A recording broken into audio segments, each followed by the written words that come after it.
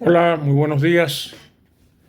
Soy Jorge Hernández Martínez, sociólogo, politólogo, profesor titular del CESEU de la Universidad de La Habana, que es la institución que está auspiciando esta importante conferencia.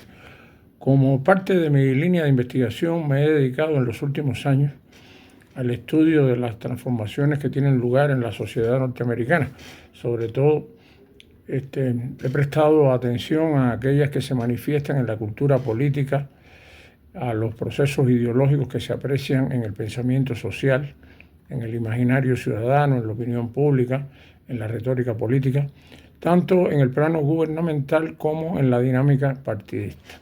En esta oportunidad, nuestra ponencia pretende argumentar una hipótesis que toma nota del desenvolvimiento que en estos ámbitos, los ámbitos mencionados, se advierten con énfasis bajo la actual administración Trump.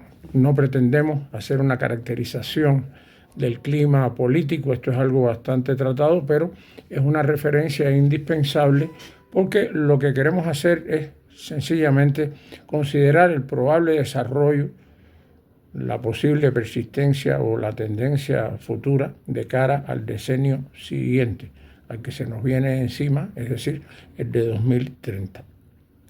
Partimos de la premisa de que las tendencias que afloran hoy dan continuidad, profundizan también, pautas que comienzan a visibilizarse o a distinguirse, a mantenerse aproximadamente desde comienzos del siglo en curso, es decir, a lo largo de estos 25 años que han transcurrido.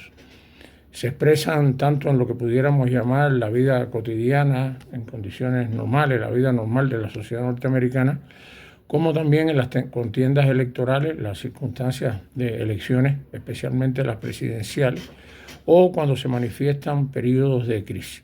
Los periodos de crisis son prácticamente, como sabemos, casi que permanentes o constantes en el sentido de que no abandonan la escena política, ideológica o cultural. Se trata de conmociones y reajustes multidimensionales, donde la crisis de legitimidad viene a ser como el centro, y ella se agudiza en determinados momentos. Por ejemplo, quedó clara con particular fuerza en los resultados de las elecciones del año 2000, que llevaron al nuevo gobierno a inicios del siguiente año, el 2001. Lo recordamos todo cuando la Corte Suprema tuvo que designar al presidente W. Bush ante la incapacidad del colegio electoral de decidir al respecto. Y de nuevo, por marcar solamente otra coyuntura, otro ejemplo descollante conocido, cuando se desató el debate y el escándalo a partir de las elecciones del 2020 ante las acusaciones de fraude por parte de Trump y su exhortación al desacato que condujo, como recordamos, al asalto al Capitolio en enero de 2021. En las diversas dimensiones implicadas en esa crisis política a lo largo de esos 20 años, se han reunido varios procesos que incluyen una violencia sostenida a escala social, es una violencia policial incluso, una violencia discursiva que se enlaza con sentimientos de racismo, xenofobia, con un clima antiinmigrante, con un conjunto de ideas y de prácticas también autoritarias, con una difusión de la pertinencia del uso de armas de fuego, entre otros rasgos que pudiéramos mencionar, que suelen identificarse en la literatura académica especializada de ciencias sociales, la sociología, las ciencias políticas. Junto a la literatura periodística se tiende a identificar todo esto como tendencia fascista o neofascista. Está bastante generalizado y desde luego que no se trata de utilizar en un sentido muy estricto desde el punto de vista, digamos, historiográfico.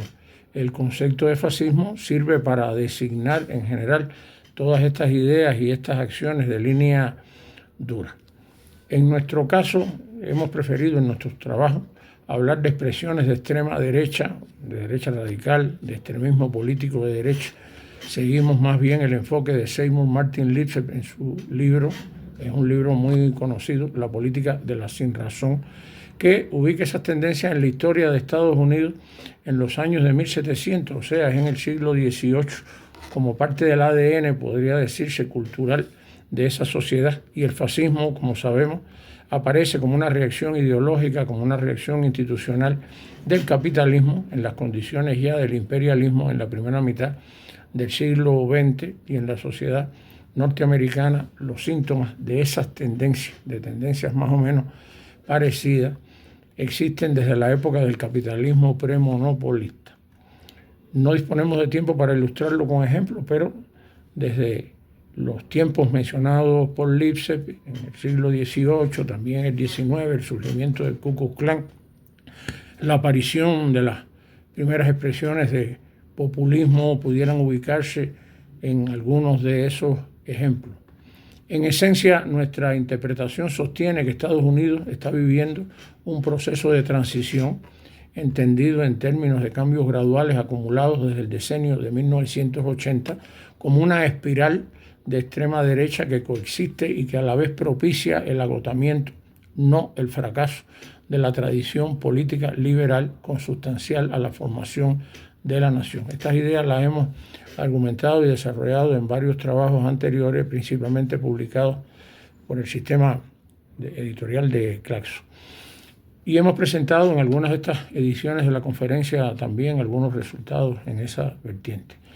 Desde ese punto de vista, lo que conocemos, por tanto, como trumpismo, podría concebirse como un fenómeno que ha catalizado una nueva contracultura, esta vez conservadora o de derecha radical, si se quiere, con ribete fascistoide, que se revela abiertamente contra el progresismo, contra las maneras convencionales con que se asumía la democracia y otros valores fundacionales, contra el status quo que ha venido prevaleciendo, el del llamado American Way of Life, el del llamado American Dream, la mítica democracia norteamericana y la llamada ideología woke.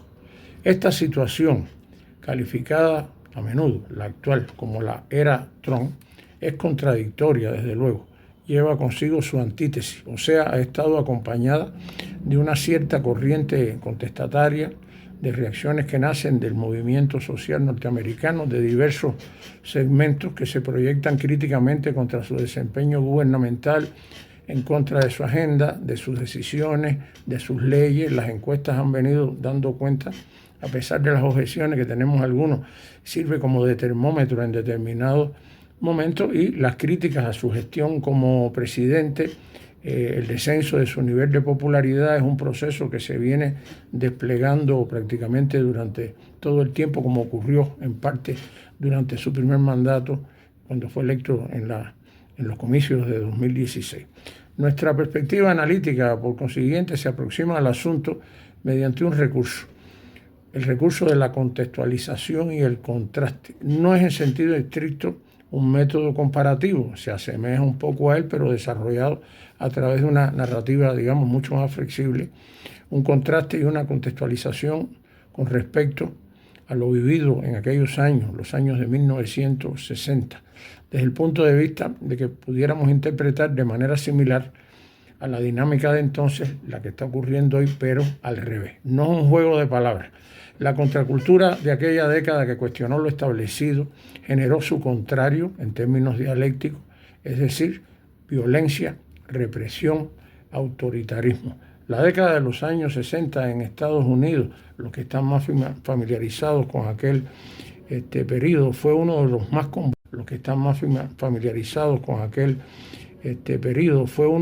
convulsionados en la historia social contemporánea norteamericana. Durante esos años, Estados Unidos ve la irrupción en la escena política de nuevos actores que transforman profundamente esa sociedad, también la cultura. Entre esos cambios pudieran mencionarse la aparición protagónica de nuevos actores o de nuevos sujetos sociales. Se destacan entre ellos los movimientos sociales, a cuya vanguardia estaban entonces la población llamada afro-norteamericana, la población negra, y un desarrollo del nacionalismo negro, junto a la aparición de organizaciones pacifistas opuestas a la guerra de Vietnam, organizaciones feministas, estudiantiles, las del movimiento gay, las del movimiento de lesbianas, el activismo, digamos, de los sindicatos también. Toda aquella acción en conjunto de movimientos sociales generó cambios importantes en las relaciones familiares entre los sexos, entre las parejas, sobre todo entre las razas, unido al auge de una renovación en la moda, en la música, en la literatura, en el arte también, Es el tiempo del movimiento hippie, es el tiempo de la canción protesta. Figuras emblemáticas en ese campo como Jim Morrison, el solista del grupo The Doors, o Bob Dylan, permanecen en los imaginarios actuales. Se pudieran mencionar como símbolos que, al mismo tiempo que como parte de ese tejido que dio origen a esa expresión contracultural, ¿sí?, daba origen también a la organización de la nueva derecha y a la aparición de los embriones de la formulación política neoconservadora que acabaría por imponerse durante décadas posteriores, en los años de 1980, al calor de la llamada Revolución Conservadora. Desde ese punto de vista, en ese sentido, la hipótesis que ha venido guiando nuestro trabajo es que la herencia de los años 60, en muchos sentidos, es contradictoria. Lo fue, lo ha sido y sigue advirtiéndose una cosecha que le da continuidad a ese proceso. Por una parte, hubo un fenómeno de ampliación y profundización de la democracia estadounidense. Muchos nuevos sectores se incorporaron masivamente a la vida política, entre ellos los afronorteamericanos, los jóvenes, las mujeres. Por la otra, sectores más conservadores también se organizaron. La contradicción entre ambos, en la medida en que representan fuerzas sociales reales, no se ha resuelto aún. Han transcurrido muchos años y esas tendencias contradictorias siguen alimentando la dinámica cultural de la cultura política, en ciertos ámbitos también de la cultura nacional, y ello explica muchas de las tensiones ulteriores de la vida social y política de Estados Unidos hasta el presente. Las circunstancias de entonces respondían desde luego al rechazo de lo acumulado en el periodo anterior, es decir, el decenio de 1950, el del macartismo, la represión de la izquierda, la cacería de brujas, el anticomunismo, la libertad de expresión hipotecada en aquellos años. En las circunstancias actuales, responden al legado de la tradición y realidades derivadas no solo de aquellos años de 1960, porque algunas de las conquistas o avances quedaron diluidos en el tiempo, sino de la cultura establecida a partir de entonces durante los decenios precedentes, contra lo cual ha reaccionado el trumpismo. Volviendo atrás por un momento, ya que habíamos mencionado el término anti-woke, solo recordar que se utiliza para describir a quienes se oponen justamente al movimiento y a la cultura woke. Es un concepto originario de Estados Unidos, asociado en español a todo lo que es progresista, a la justicia social, con lo que se sembró la contracultura de los años 60. Originalmente, quizás algunos lo tienen bien claro o lo recuerdan, ser woke significaba estar despierto o estar alerta ante las injusticias sociales, la discriminación, el racismo. En los últimos años, el concepto se amplió para incluir la defensa activa del feminismo, los derechos de la comunidad LGTB, el ambientalismo, la diversidad en el ámbito educativo y también corporativo. De modo que el término anti-woke se utiliza para describir a quienes se oponen al movimiento y a la cultura woke. Quienes se autodenominan en la actualidad anti-woke o apoyan esa postura, rechazan desde luego aquella agenda progresista. Valdría la pena referirnos brevemente al hecho de que desde esa perspectiva la cultura woke tenía que ver con la imposición de ideología. Se consideraba que las políticas de inclusión, diversidad y lo que llaman corrección política iba demasiado lejos y a menudo rayaba en la censura. Se consideraba que generaba polarización, argumentándose que el movimiento creaba divisiones en la sociedad al enfocarse excesivamente en etiquetas de raza, género u orientación sexual. De manera que este fenómeno redefine el concepto tradicional de contracultura. El antiwoquismo, por llamarlo de alguna manera, que lleva consigo el trumpismo que lo acompaña, es un fenómeno que redefine el concepto tradicional de contracultura, pasando de las raíces izquierdistas de aquellos años, los 60, a un movimiento de resistencia cultural de índole populista. Los pilares y dinámicas principales de esta tendencia, consustancial al trumpismo, incluyen varios elementos: un desafío al establishment cultural, es el sentido de librar la batalla anti-woke. El movimiento busca frenar políticas de diversidad, de equidad, de inclusión, propicia una revisión institucional. Se han realizado, como es conocido, recortes y censuras en museos nacionales, como el de la Smithsonian, bajo la premisa de eliminar narrativas que afirman se centran en lo negativo del país y promover el orgullo nacional que dicen está lastimado. En materia de educación, las políticas impulsadas buscan, a través de esta nueva contracultura, limitar contenidos raciales, históricos y de género en el campo de la educación a distintos niveles, el desarrollo del fenómeno de la derecha alternativa, la alt-right, y la subcultura underground que rompe molde, son expresiones que se pueden añadir también en este sentido, y dentro del sistema o del ecosistema musical y artístico tradicionalmente asociado con la izquierda han surgido expresiones de una subcultura simpatizante de Trump. Artistas underground, cineastas independientes, músicos experimentales han adoptado esta postura como una nueva forma de transgresión frente a la hegemonía cultural progresista. La libertad de disentir, o la llamada autenticidad también, que se promueve actualmente desde el punto de vista sociológico, se puede considerar como que el trumpismo ha empoderado a una gran parte del ciudadano estadounidense promedio.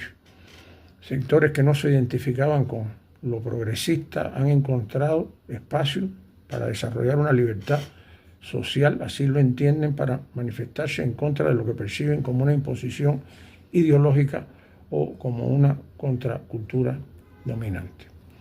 Ante ello, es obvio, se han generado perspectivas críticas para muchos analistas, filósofos, pensadores. Este movimiento trumpista representa, este movimiento anti-woke, el auge del populismo, el kitsch, una especie de irracionalismo, donde la verdadera contracultura de resistencia estaría conformada por la defensa del humanismo tradicional frente a valores que son netamente materialistas, autoritarios y con ribetes fascistoides.